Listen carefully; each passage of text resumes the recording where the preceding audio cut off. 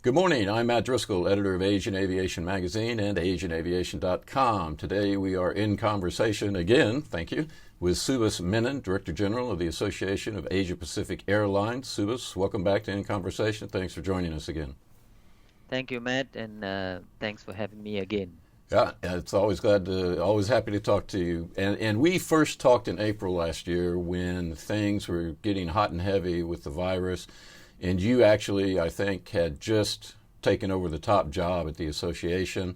Give us an idea what the past year has been like for you, for the association, for your member airlines.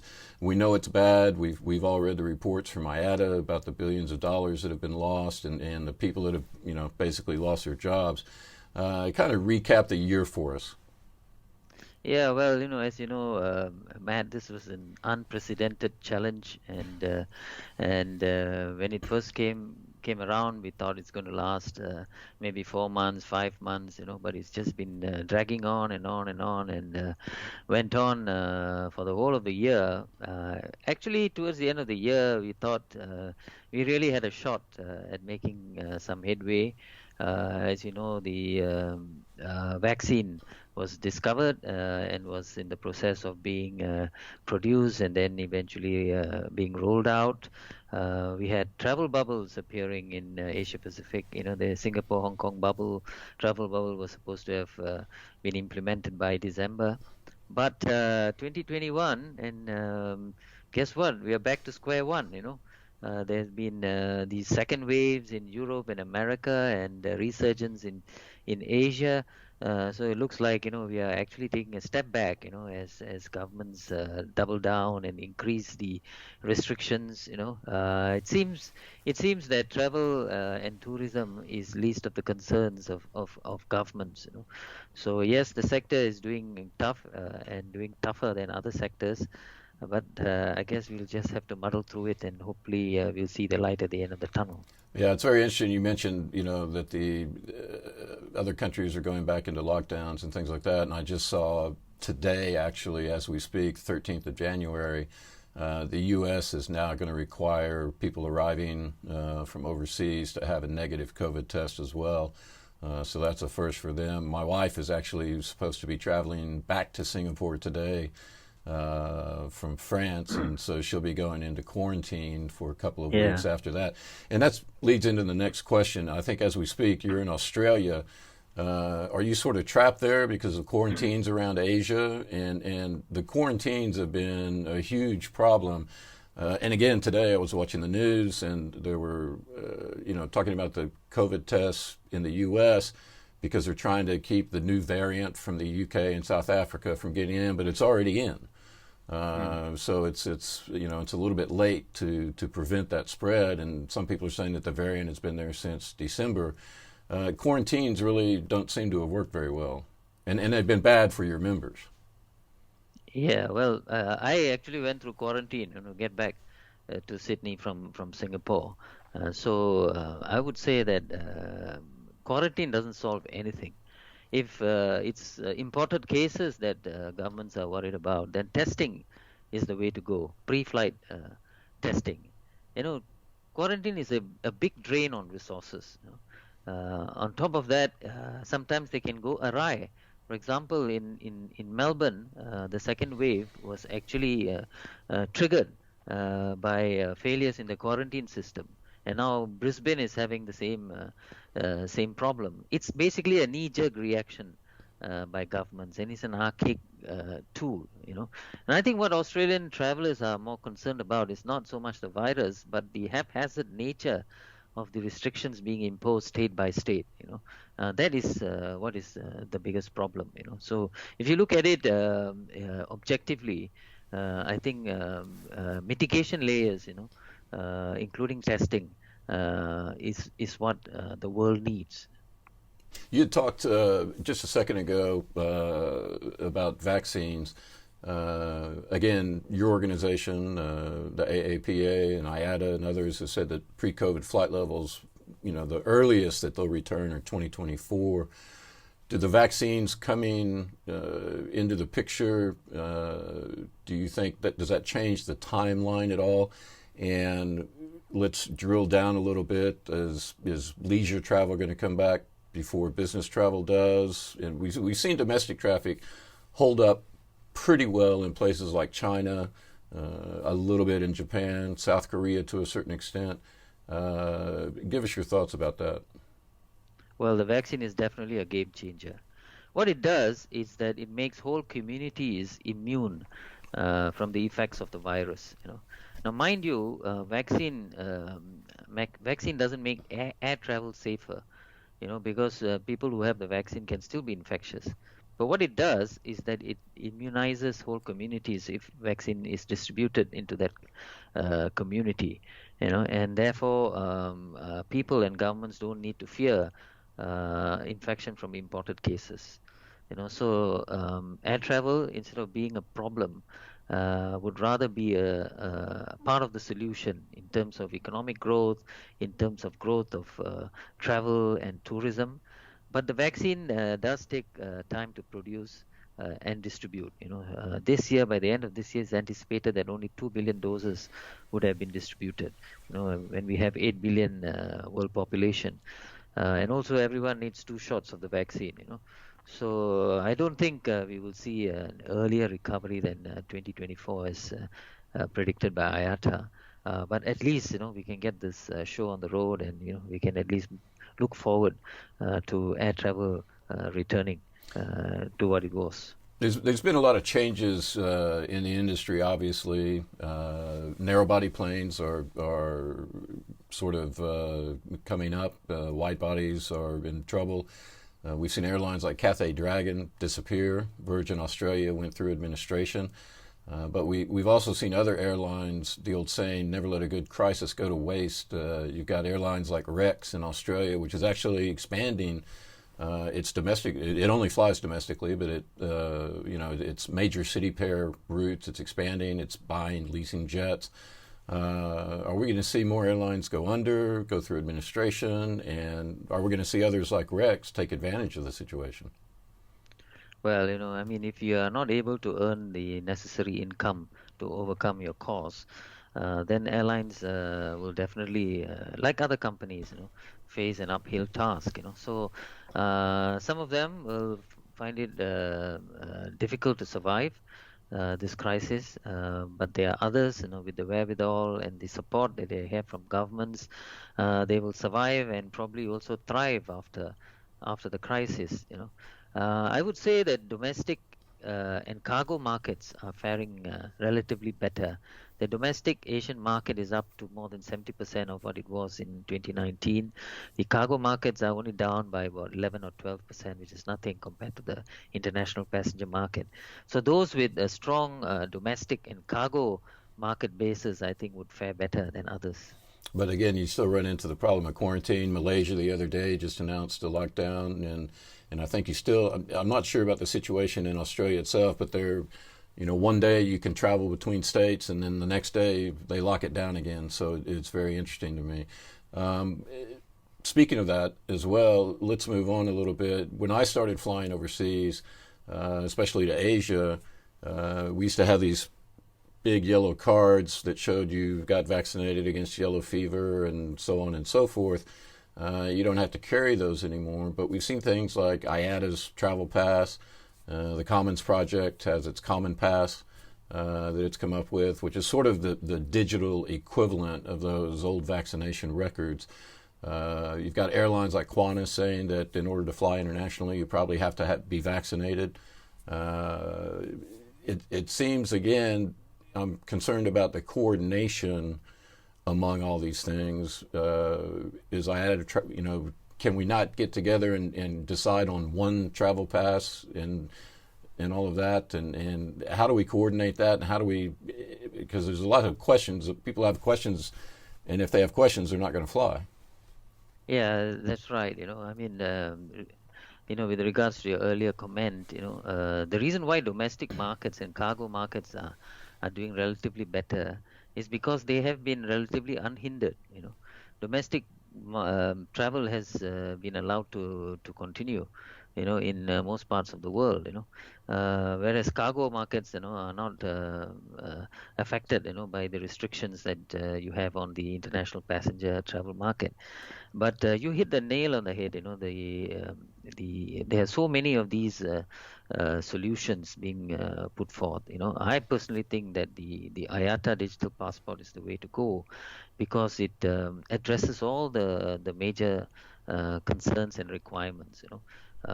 Firstly, passengers' needs for information, passengers' access to where they need to go to get tested, where they need to have their testing certificate digitally, the testing centers, and testing protocols. All these are also contained in the IATA digital passport, as well as the necessary requirements for border control.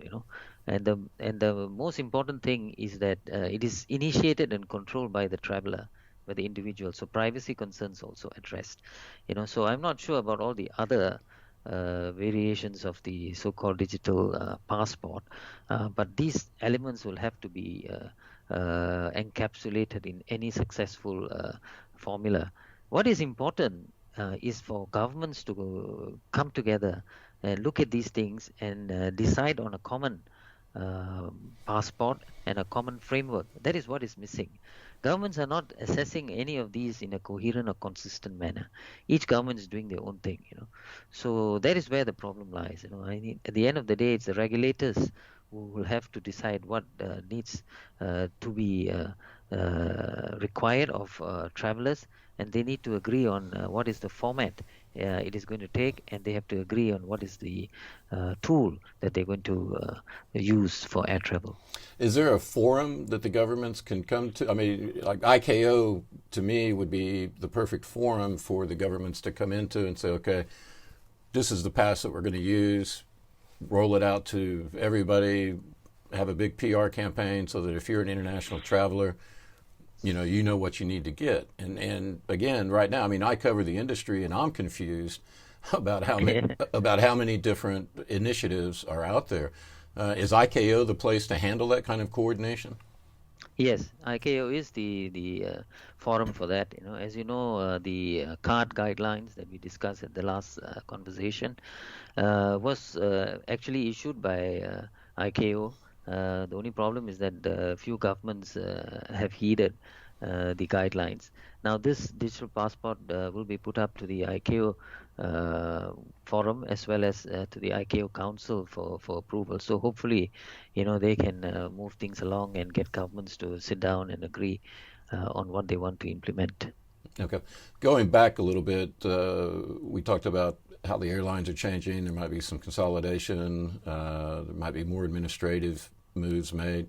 Last time we spoke, we talked about slot relief. We talked about aid to airlines. A lot of that has happened.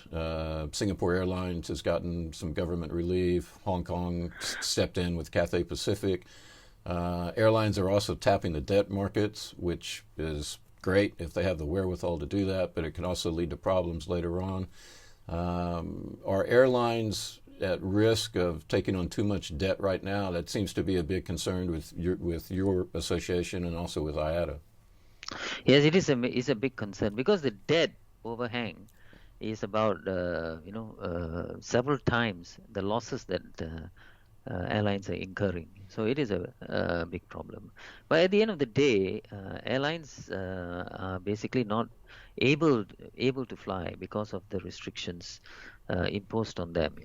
So I think the benefactors, the governments and shareholders, have been doing the right thing by supporting the airlines with funds and capital for them to operate and survive this crisis. So hopefully, the terms of these loans and bailouts will also be compassionate. The thing is, the longer this pandemic persists, the longer such help and funding and capital injection would be necessary for airlines to survive this crisis. So it's getting worse and worse. So I think governments need to come together and look at the needs of the air travel industry and how important it is to the economy, to come up with a solution for air travel to at least start in some way. Over the past year, there's been everybody talks about Zoom fatigue and all the webinars that we've listened to and that you've participated in. And the key theme throughout all of that is that aviation is going to be changed, probably not just in the short term, but longer term as well. Is the new normal sort of smaller airlines, fewer routes, more consolidation, or are we going to go back to the way it was pre-COVID when the vaccine finally gets rolled out in force? Well, at some point, I think it will go back to what it was, bigger aeroplanes and longer routes, more frequency. But I think it will not be in the immediate future. It will take some time before we get back to the so-called old normal. But even then, I think we will be looking at more fuel-efficient aircraft, more sustainable operations for the future. So may not be the aircraft that we have been used to, that are going to fly this sort of operations. Then you have, things like digital facilitation, contactless service. Some of these things have already been in the pipeline for some time. So they will become even more important, post COVID-19. And then there are other norms, like social distancing, contact tracing, testing, wearing masks and things like that. I think these will also be part and parcel of air travel.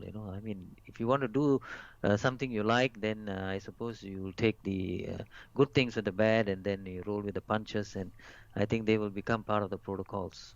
I did an interview the other day with a technology provider, which you just touched on, with contactless travel, biometrics, things like that.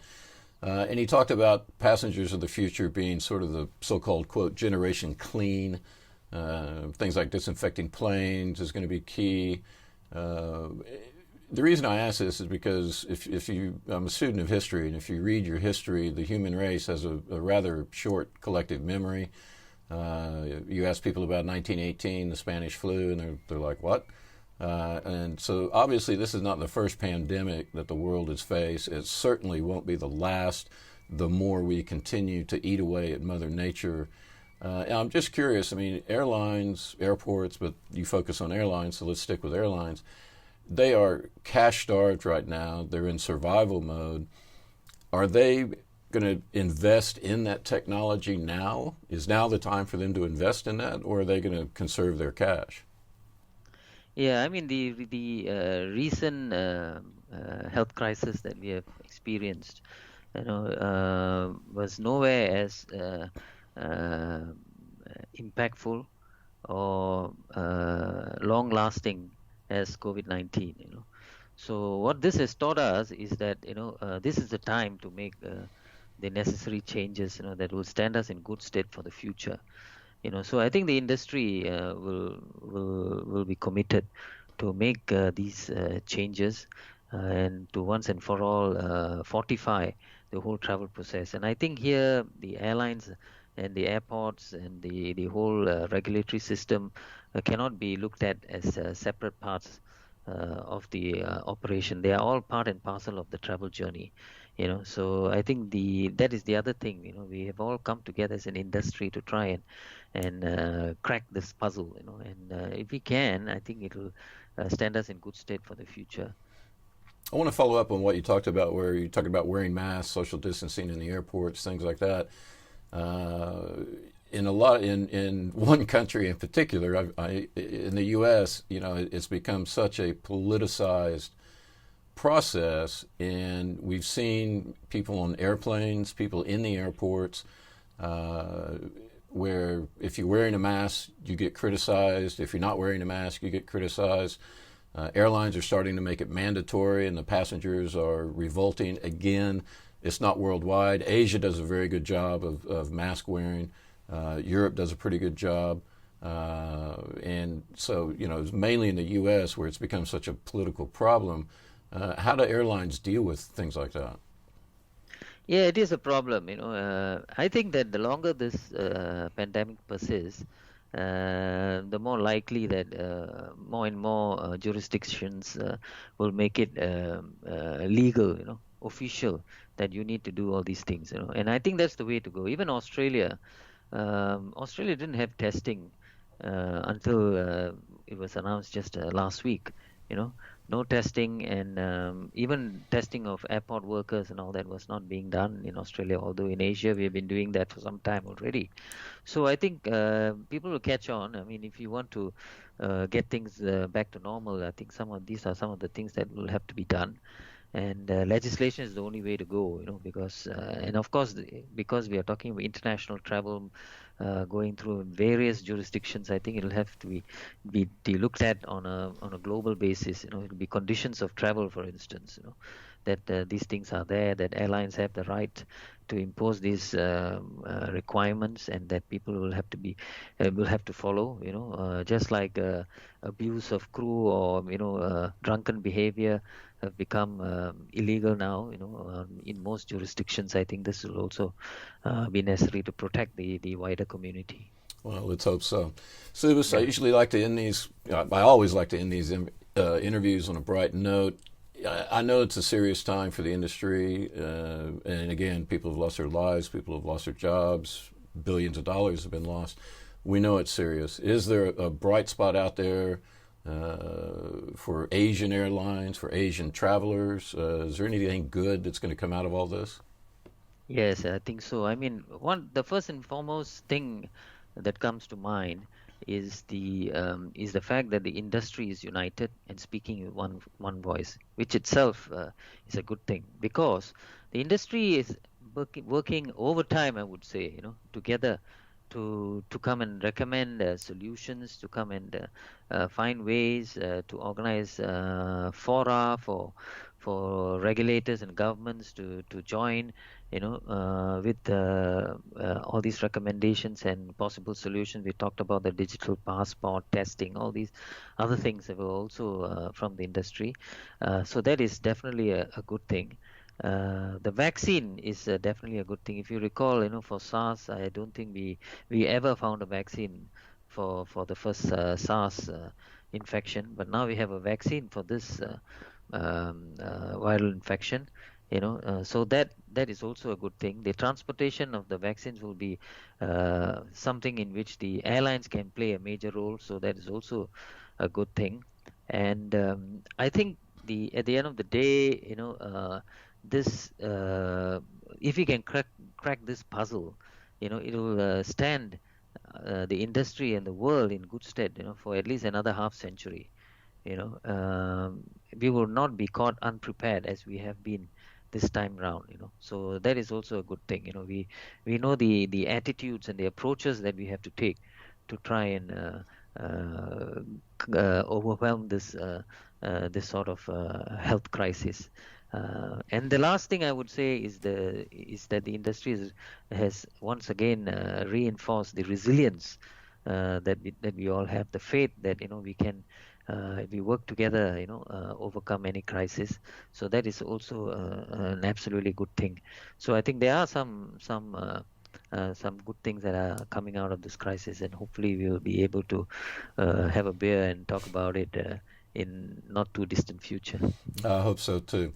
Subhas Menon, Director General of the Association of Asia Pacific Airlines, thanks for joining me in conversation. Thank you for having me again, Matt. Nice talking to you as always.